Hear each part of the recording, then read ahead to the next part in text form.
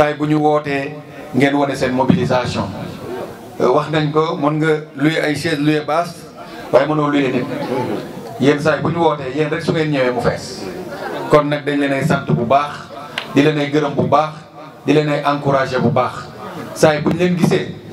dañuy gën a am jom saay bu ñu leen gisee dañuy gën a am fulla saay bu ñu leen gisee dañuy gën a am fayda saay bu ñu leen gisee dañuy gën a am volonté kon nag dañ leen remercier particulièrement di leen ay gërëm di leen ay sant lii ñu def tey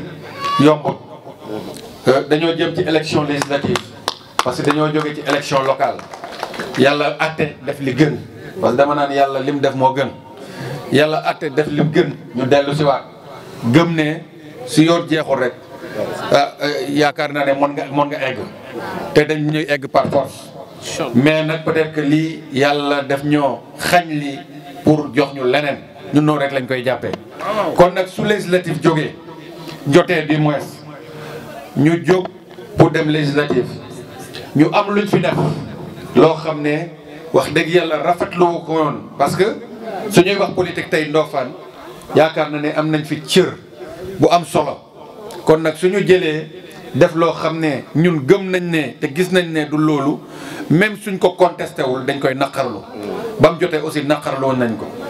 bañ ko naqarloo ba pare nag xool nañ ne enjeu yi tey ci élection législative yi tax na ñu war a jóg sol suñu dal sol suñu tubéy affronter li nga xam ne moom mooy coono bi pour qu'au 31 juillet ñu mën a am ñun dañoo yore suñu mouvement politique waaye ñun dañoo bokk APR dañoo bokk benn bokk yaakaar ba ñu jotee également local ba mu jotee bañ ci àndul dañoo wone suñ ñàkk a ànd def la nga xam ne moom lañ def législative yi dafa nekk loo xam ne président de la république moo soxla le président de Benno Bokk Yaakaar moo soxla mouvance présidentielle moo soxla loolu nag su soxlaa ñun mënuñu toog croiser les bras di seetaan dëgg nañ lu ne nag ñu ne seet si nañu pour que ñu def noo xam ne du noonu waaye ku ñu xam ne ñun dañoo ancré ci mouvance présidentielle kon nag yéex danañ jóg lay tax nag ñu yéex a jóg également dafa am lu ko waraloon jéemoon nañ ànd nag yàlla sottilu ko du ma xarab kenn damay jàpp ne yàllaa ko tuddul mais nag du tere la nga xam ne dañ ko doon def muy saay bu élection nationale jotee muy référendum muy législative muy présidentielle législative ñëwaat ñu jóg sol suñu dàll ànd ak suñu nit dem campagne yi ci suñu alal suñu moyen suñu xam-xam ak suñu temps duñ ci xaar kenn loolu lañ mës a def te loolu lañ def tey également Macky Sall moo tax ñu jóg pour que 31 juillet ñu am résultat boo xam ne résultat bu am solo la fii Ndofane kon nag ñun ñëpp ci pañe bi la ñuy sotti nañ dem wuuti ñu dem wuuti ñeneen dem wuuti ñu ñëw boole Macky Sall gagné adversaire bi opposition bi la te opposition tey mën naa wax ne ci Sénégal ak ci Ndofane wonewuñ fi tey lu tax ñu mën leen wóolu jox leen ñoo xam ne seen discours yëpp discours xaste la nañ man dama bëgg ñu am un discours de proposition su ngeen ñu joxee Sénégal nii lañ koy def su ngeen ñu joxee Sénégal nii lañ koy jaarale su ngeen ñu joxee Sénégal lii moo fi nekk mais dinañ ko di def lii loolu su ñu ko waxee ñu mën a dëgg waaye discours boo xam ne discours xaste la discours boo xam ne discours sosaate la discours boo xam ne discours ŋaññi la je crois que c'est pas un discours responsable fii ku fi gumbuwul nañ waxante dëgg loo xam ne dañ koy wax parce que daf ñoo neex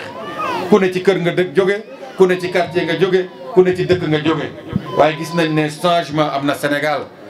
mbir mi nag matul comme niñ koy waxee tey la crise elle est mondiale crise bi dafa mondial fu ne ci àdduna bi métti na fa kon nag mënul ñàkk a métti Sénégal waaye gouvernement Sénégal président de la République ñu ngi fexe tey ba loolu nga xam ne mooy métit bi nga xam ne population bi dañ ko war a dund mu def ko ba mu loo xam ne du compliqué loo xam ne du métti loo xam ne du leen dal ba duñ ci am solution. kon nag loolu su jotee Assemblée nationale lekk loo xam ne moom mooy jàppale président de la République di ko nattal budget di ko votel ay loi yoo xam ne ci charte yooyu lay tënku pour liggéey Sénégal suñ jotee nag pour tànn ñoo xam ne dañ faa war a dem dañuy tànn ñoo xam ne ay ñu responsable la. damay dëgg ñu ne cohabitation d'accord mais dañoo toll Sénégal fa nga xam ne waruñ fi di ñaan cohabitation parce que cohabitation mooy lan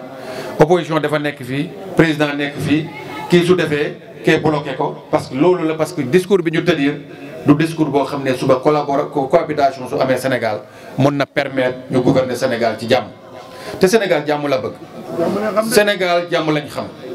Sénégal xamul ay bodiwante Sénégal xamul ay affaire ethnie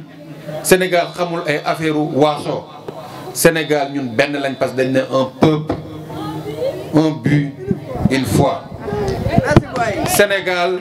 ay jullit a ngi fi Sénégal ay catholique a ngi fi Sénégal ñu gëmul dara ñu ngi fi pourtant dañuy dund ci jàmm ak salaam loolu lañ xam loolu lañ ñu jàngal maam yi fi nekkoon loolu la ay sëñ Touba ñoo fi nekkoon ay Alaaji Malika fi nekkoon ay ñoom Baye Niass ay Cheikh Oumar Foutiyou Tall ñoo fi nekkoon ak ñeneen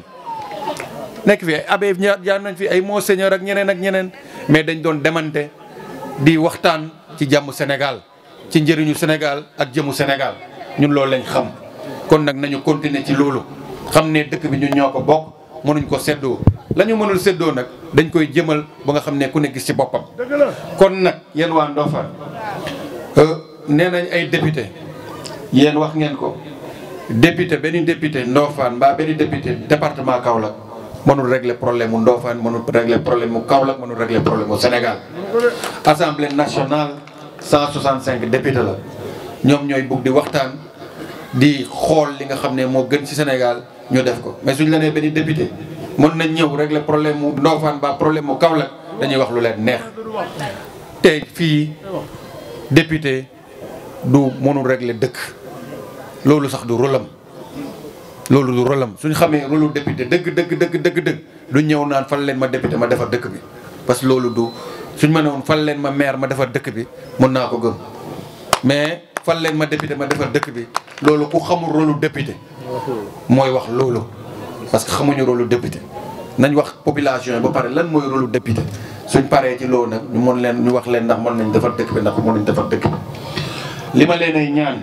mooy ñi nga xam ne tey ñoo ànd ak man ñi nga xam ne ñoo am cofel ci man jóg leen dugg leen ci kër yi dugg leen ci koñ yi wax ak population bi wax ak askan wi wax leen ne tey Benno Bokk Yaakaar moo fi nekk Cheikh Ndiaye Benno Bokk Yaakaar lay wotewul feneen. Inshallah dina jot ci mandat bi yeyoon na ko. ku ko yaakaar woteel Benno Bokk Yaakaar ku ko gëm woteel Benno Bokk Yaakaar